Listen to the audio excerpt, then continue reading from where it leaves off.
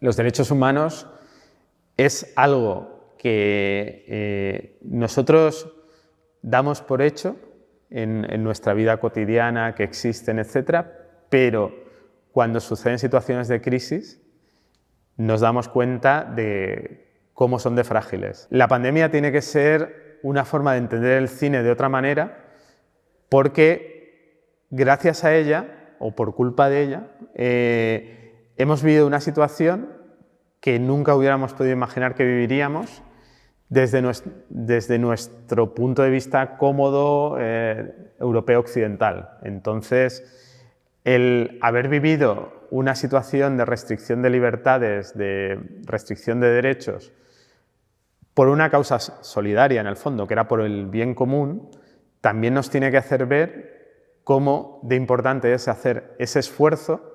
Muchas veces el cine nos habla de este tipo de temas. ¿Cuál es la consecuencia de ese esfuerzo por nuestra sociedad? Y eso es lo más importante y es uno de los puntos que queremos transmitir en el festival, particularmente ahora en las proyecciones online de Resistencias.